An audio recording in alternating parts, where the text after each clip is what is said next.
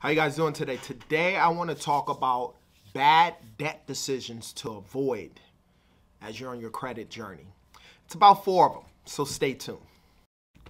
My name is Jay, and welcome to Ask a Debt Collector.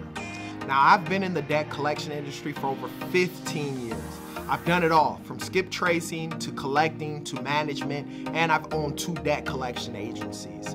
For the past 8 years, I've been the go-to guy for friends and family for questions regarding debt and credit, and now I want to be that person for you. If you have any questions, put them down in the comment section. I promise I'll answer those questions. Let's go. If you clicked on this video and you're on your debt journey, and you're trying to fix your credit, get charge-offs and late payments and so forth off of your credit report.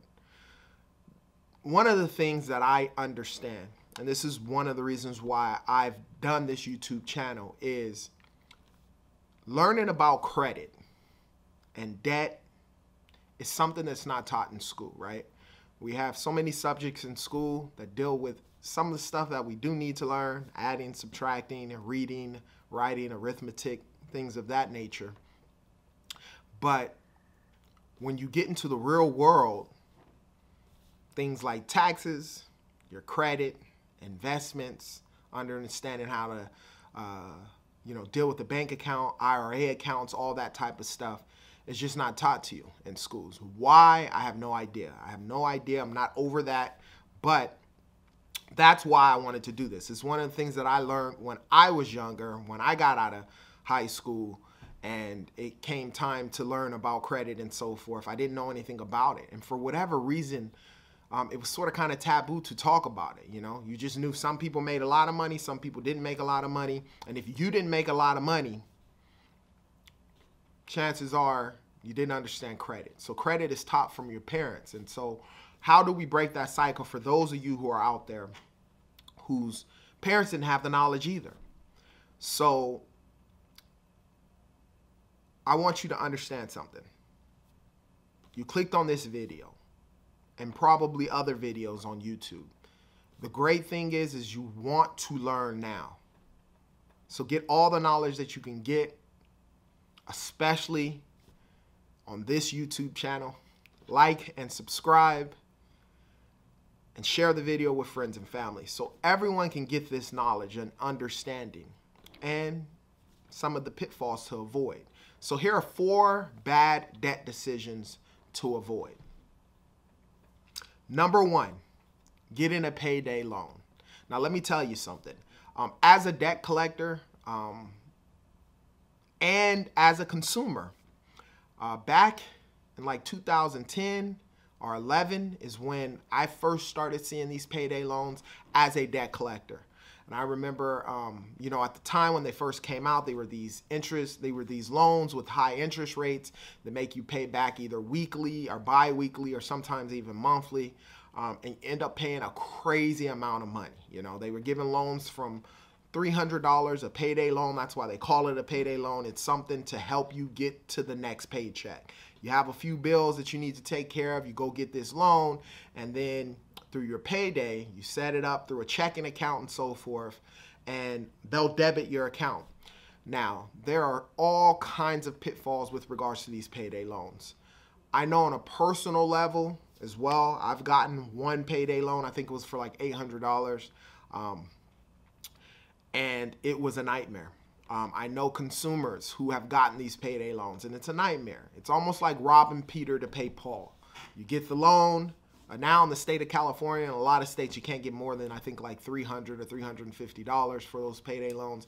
You get the payday loan right before you get paid. Then you get paid. You pay off the payday loan, for those of you who are responsible and who do that. And then to only find out that you need the payday loan again.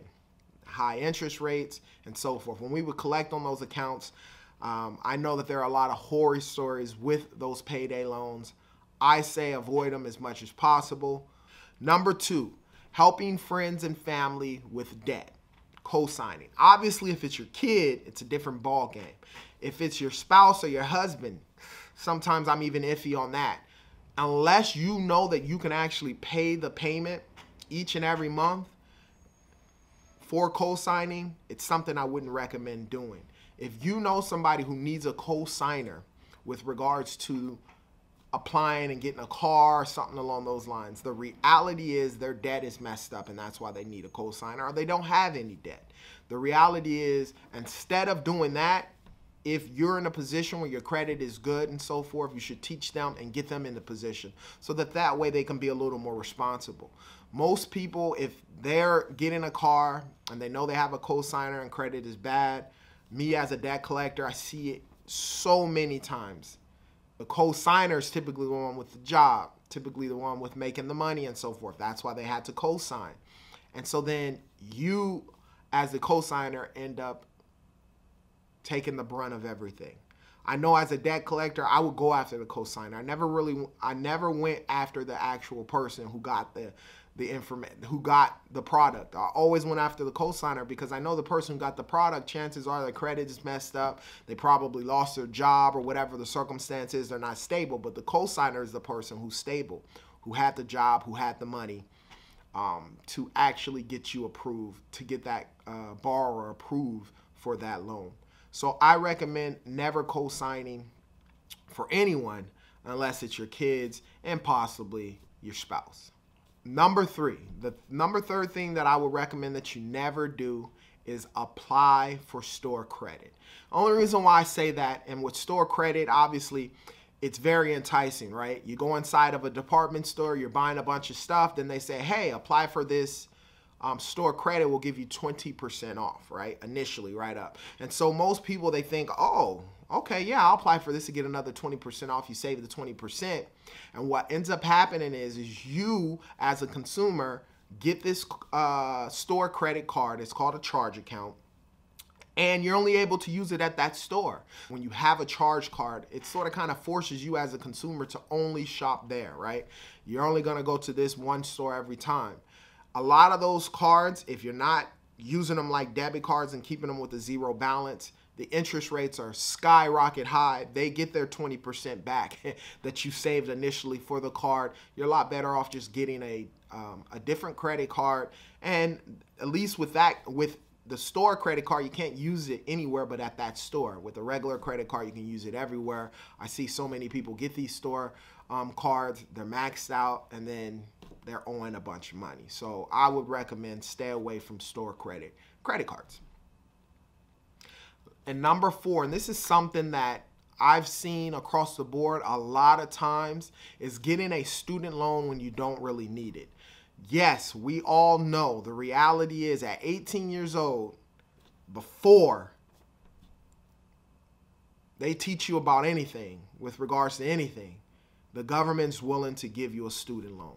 And as we know, those student loans are guaranteed. It's very hard to get out of a student loan. You get a student loan, you're gonna have to pay it back, especially if you don't need it, right? But the reality is, I know so many people who get these loans, they don't really need it, but they're using it to, for their lifestyle and to, obviously prop up and pay bills and so forth. And then to only find out later that you have to pay it. Student loans is one of those things that stay on your record and you're owed for the rest of your life. You can never get it off of your credit report. It's not like any other consumer credit where after 7 years, if you don't pay and you're not sued, it can fall off your credit report. With student loans, they're there forever. You're gonna have to pay them forever. It sucks that they're willing to give you at 18 a $30,000 loan to go to school, but they won't give you a $30,000 loan to build a business. Nevertheless, don't do that. Stay away from that. So, don't forget all of the free stuff that we have down below. If you want a free 30-minute consultation, click the link below, set that up. If you're a little advanced or if you have time and you're looking at clearing up your credit on your own, I have a DIY credit repair packet at a very, very good price, as well as an inquiry removal kit. That's down there. Check out all that information below. If you have any questions about credit or debt, put them down in the comment section. I promise I'll answer those questions. And as I always state, you be great.